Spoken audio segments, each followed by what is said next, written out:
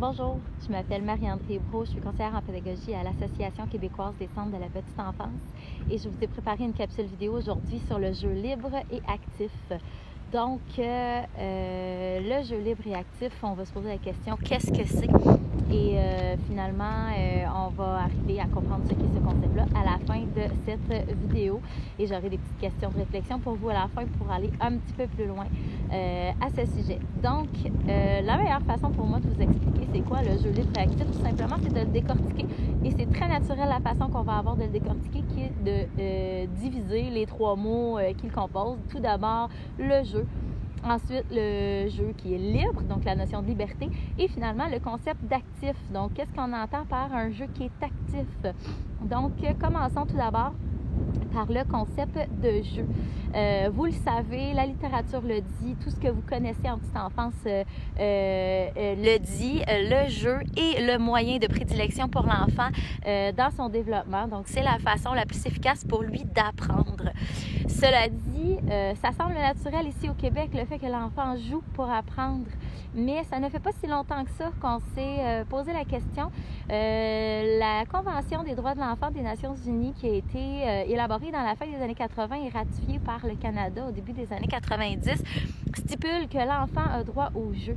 Et ce que je trouve intéressant, c'est qu'on va pouvoir aller un petit peu plus loin dans nos notions, au sens où ça paraît évident. Il y a certains pays pour lesquels ça ne l'est pas tant que ça, si on pense aux pays où les enfants travaillent dans la journée, qui n'ont pas nécessairement la capacité de jouer au courant de la journée.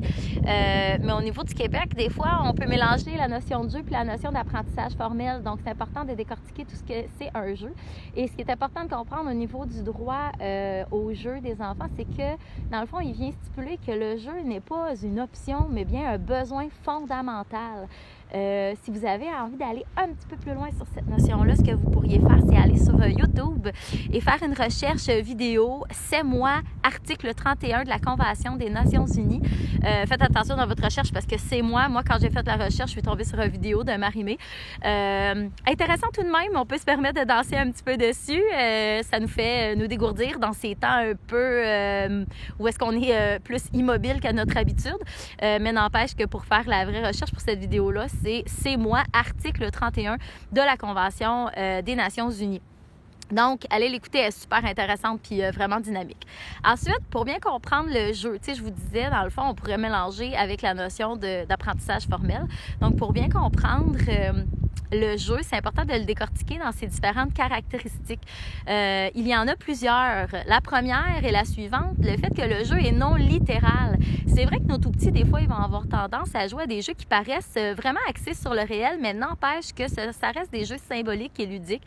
Ce n'est pas vraiment axé, ils n'ont pas la notion que c'est un concept littéral. Donc, le meilleur exemple que j'ai à ce niveau-là, c'est lorsqu'un enfant va prendre, par exemple, une branche d'arbre, des Legos ou encore ses doigts pour faire « Pow, pow, t'es mort ». Bien, « Pow, pow, t'es mort », pour lui, t'es pas vraiment mort. Il n'y a pas tout à fait... Il n'y a pas les lunettes d'adulte que nous portons pour être en mesure de voir l'aspect... non réversible de la mort. Donc, le fait de jouer à la mort, ça reste un jeu et ça lui permet justement de s'approprier les différents concepts liés à ça. Ensuite, la deuxième caractéristique du jeu auquel on pourrait penser, c'est le fait que la motivation pour le jeu doit être intrinsèque. Donc, ça ne doit pas être apporté par l'adulte, ça doit venir de l'enfant. À l'intérieur de lui, le désir de jouer.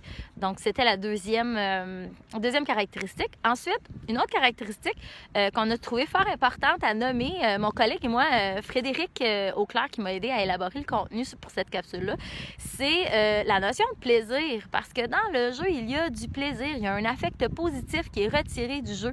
C'est le plaisir d'ailleurs qui va être le vecteur de ces apprentissages-là au sein du cerveau. Parce que si j'ai du plaisir, donc je suis motivée, donc j'ai envie de faire des apprentissages.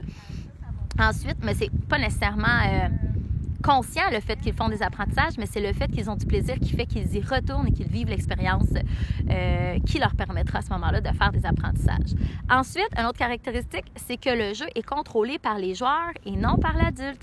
Donc, s'il y a des règles, il finit par y en avoir parce que l'enfant va les avoir établies lui-même, parce que les enfants impliqués dans le jeu vont les établir eux-mêmes. Il est possible que l'adulte se joigne au jeu de l'enfant, mais il faudra bien, là, à ce moment-là, qu'il retire justement ses lunettes d'adulte pour pouvoir s'intégrer à ce que l'enfant propose pour s'assurer que le contrôle soit donné par lui.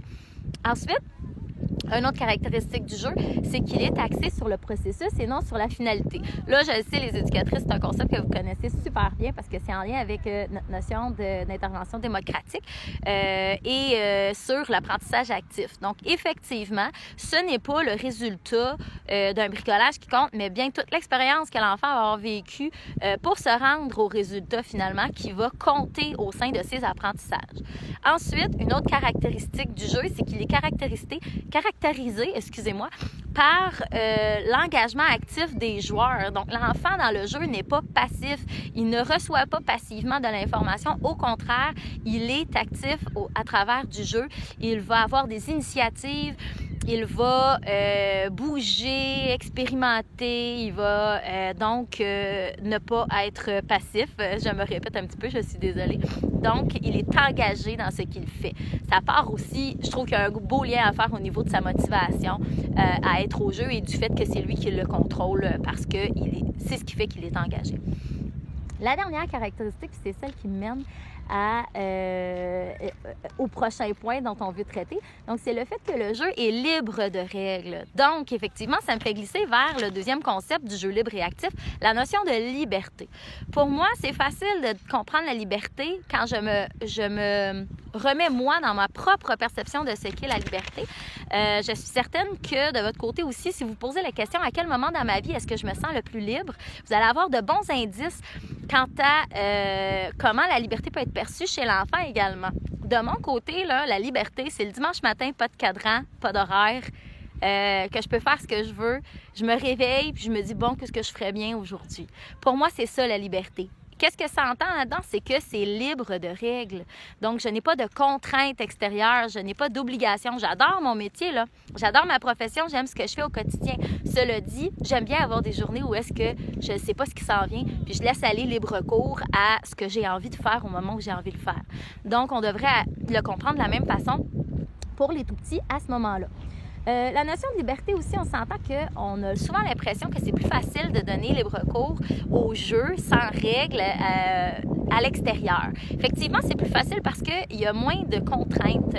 Il y a moins de contraintes physiques. Il y a plus d'espace. Donc, il y a plus de facilité pour les enfants de jouer plus librement. Mais il est possible aussi d'aller chercher cette baisse de contraintes-là à l'intérieur. Je vous invite à y réfléchir à ce moment-là. Aussi, la liberté, c'est aussi la liberté de prendre des risques. C'est sûr que je n'élaborerai pas en profondeur dans cette vidéo-ci ce qu'est la prise de risque chez le tout-petit, mais nécessairement, pour avoir une notion de liberté à travers le jeu, il faut laisser libre cours à la prise de risque de l'enfant. Et si rapidement j'avais quelque chose à dire à ce niveau-là, c'est le fait de faire confiance à l'enfant dans sa capacité à prendre des risques, dans sa capacité à gérer le risque. Il y a une belle vidéo 10 mois de l'AQCPE sur la prise de risque, justement, qui se demande pourquoi laisser l'enfant prendre des risques. Je vous invite à la regarder, elle est très intéressante. Ensuite, en lien avec notre programme éducatif et la notion de liberté, pour que l'enfant puisse avoir accès à des jeux libres, c'est important, dans le fond, de comprendre qu'il a besoin de temps et d'espace. C'est pas plus compliqué que ça. Donc, de ne pas contraindre le temps et de ne pas contraindre l'espace. Cela lui laissera tout le champ d'action nécessaire pour pouvoir avoir la liberté dans ses jeux. Donc, troisième concept, dernier concept, on a dit jeu libre et actif. Excusez mon petit papier. On a le jeu actif. Donc, notre programme éducatif vient libeller ce qu'est le jeu actif. Donc, il nous dit, c'est-à-dire le jeu qui amène les enfants à bouger selon une intensité faible, moyenne ou élevée. C'est le moyen privilégié de soutenir leur développement moteur et aide à soutenir à adopter des saines habitudes de vie. On le sait, le développement du cerveau le lien qui se crée entre les différentes cellules. Ces liens-là s'appellent des synapses. C'est ça qui est des apprentissages finalement au bout de la ligne. Ces synapses-là vont se créer seulement avec la répétition d'expériences. Donc, si on propose à l'enfant un contexte favorable à jouer activement, quotidiennement, plusieurs fois par jour et d'aller chercher différentes intensités régulièrement dans son jeu, l'enfant va apprendre, va intégrer des saines habitudes de vie au niveau du fait d'être actif à ce moment-là. Ensuite, on sait que le développement de l'enfant, dans le fond, se fait à travers l'expérience du corps. Donc, sa compréhension du monde qui l'entoure va passer par l'expérience du corps. De là, l'importance de lui laisser l'espace pour être actif.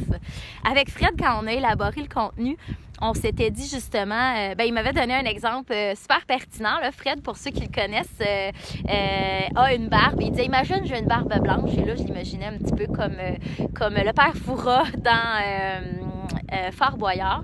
Donc, où est-ce qu'il nous dit la question suivante pour nous aider à comprendre le fait que la compréhension du monde passe par l'expérience du corps. Donc, comment peux-tu comprendre et m'expliquer le vent si tu ne l'as pas senti sur ta peau? Plein d'autres expériences comme ça du corps sont possibles pour aider à l'enfant à comprendre le monde, que ce soit la notion de temps, que ce soit les couleurs. Les couleurs se vivent au niveau sensoriel. Il y a différentes choses qui se vivent au niveau sensoriel et le seul moyen d'aller percevoir ces stimuli-là, là, vous m'excuserez, stimuli, stimulus, je les mélange à chaque fois. Je pense que je suis correcte avec mon mot stimuli pour le pluriel, vous m'excuserez. Donc, ces stimuli-là, il faut qu'ils y aient accès et c'est seulement à travers l'activité, donc l'espace pour être actif, que l'enfant réussira à vivre ces stimulations-là. Ensuite, il y a, à travers le concept de jeu actif, le respect de toutes nos théories et nos principes de base au sein du programme éducatif. Qu'on pense à la théorie du jeu actif et accompagné, qu'on pense à l'humanisme. L'humanisme, pourquoi on y ferait référence? Parce que c'est la notion que l'enfant n'est pas un vase à remplir, mais plutôt un être qui est capable de se développer par lui-même. Donc, croyances-là, on va les laisser être actifs et vivre les expériences et aller tirer tout le jus possible de ces expériences-là pour développer des apprentissages. Il y a aussi le fait que dans nos principes de base, l'enfant apprend par le jeu, on se comprend. Il est l'acteur principal de son développement, donc même lien que tout à l'heure avec l'humanisme. On se rappelle que chaque enfant est unique aussi. Donc, l'enfant est unique dans son désir d'activité, dans sa façon d'être actif et à vous de l'observer et de voir comment vous pouvez soutenir la mise en place des jeux libres et actifs chez tous les tout-petits. Et le développement est global et intégré et c'est là où je fais un petit peu du pouce sur ce que je vous disais tout à l'heure, le fait que l'enfant comprend le monde qui l'entoure par l'expérience du corps. Bien, nécessairement, il y a des notions langagières, socio-affectives ainsi que cognitives qui seront intégrées via le jeu libre et actif. Finalement, toujours dans notre dernière notion qui est le jeu actif, le programme éducatif, non, c'est pas vrai, Gazelle et Potiron, nous propose une lecture très intéressante des besoins de l'enfant en termes de jeu actif pour le développement des saines habitudes de vie. On dit que de 0 à 1 an, un tout-petit aurait besoin de jouer plusieurs fois par jour. Ils ne sont pas venus quantifier précisément à ce niveau-là parce que nécessairement, les 0 à 1 an au niveau biologique, le rythme biologique est très différent d'un à l'autre, mais on dit qu'il faut multiplier le nombre de fois où il a l'occasion d'être actif le plus possible. Ensuite, pour les enfants de 1 à 4 ans, on dit que ça prend 180 minutes de jeu actif à intensité variable. Et nos intensités, c'est celles qu'on a nommées dans la définition tout à l'heure du programme éducatif, où est-ce qu'on va parler de faible, moyenne et modérée. Donc, tout ce qui ne se situe pas dans la sédentarité. Sédentarité, c'est la notion d'être inactif, d'être assis, d'être passif, de regarder un écran longtemps. On ne se culpabilise pas en ces temps spéciaux. C'est normal que les enfants aient plus accès à des écrans nécessairement, mais ça reste quand même qu'on va essayer de multiplier les occasions où ils auront l'occasion de s'activer de manière à intensité faible, moyenne ou élevée. En conclusion, donc, j'aimerais vous proposer, pour aller un petit peu plus loin, que cette vidéo-là n'en reste pas qu'à une simple information diffusée, de vous questionner. Et je sais que de l'autre côté de l'écran, il y a toutes sortes de personnes. Il y a des gens qui ont eu la chance d'expérimenter différentes notions au niveau, mettons, de petite enfance, grande forme, ou encore qui ont eu accès à la formation Attention enfants en mouvement et qui ont lu aussi leur programme éducatif et qui ont lu le cadre de référence Gazelle et Potiron, mais n'empêche que c'est toujours pertinent de revoir nos pratiques au quotidien. Donc, c'est ce qui nous positionne dans une pratique réflexive. Donc, les questions suivantes s'inscrivent en ce sens. Je vous les propose. La première, c'est quelles sont les occasions que les enfants de mon groupe ont pour jouer activement et librement au cours de la journée? Donc, peut-être de se faire un petit listing. C'est quoi les moments où est-ce qu'ils ont cette chance-là dans mon groupe? Ensuite, la deuxième question, c'est comment est-ce que je pourrais faire pour augmenter en quantité et en qualité? Donc, quantité, on va se dire, c'est le nombre d'occasions auxquelles les enfants peuvent jouer de façon libre et active. Et en intensité, donc, et en qualité, pour moi, c'est la notion d'intensité. Donc, si je me rends compte que mon groupe joue particulièrement souvent de manière sédentaire, je vais essayer de passer à une intensité faible. Si je me rends compte que j'ai beaucoup de moments d'intensité faible, peut-être je vais me rajouter quelques moments d'intensité moyenne ou élevés à ce moment-là. Donc, c'est en quantité et en qualité. Et quels sont mes besoins pour pouvoir y arriver? Donc, comment est-ce que je pourrais augmenter en qualité et en quantité? Et quels seraient mes besoins à ce moment-là? Donc, on les identifie. Ça nous permet à ce moment-là de vraiment s'activer lorsqu'on sera de retour au travail ou pendant les heures qu'on fait en ce moment auprès de nos tout-petits dont les parents sont au front dans les services de santé ou les services essentiels. Donc, finalement, j'aimerais, pour conclure pour vrai, vous proposer les références sur lesquelles on s'est appuyé aujourd'hui et sur lesquelles vous pourrez aller fouiner. Donc, premièrement, notre programme éducatif, dans lequel il y a évidemment la page 81, tout ce qui a attrait au fait que l'enfant apprend par le jeu. Il y a aussi à la page 34 un bel encadré sur les écrans. C'est super intéressant à aller lire. Ça nous permet de se questionner davantage.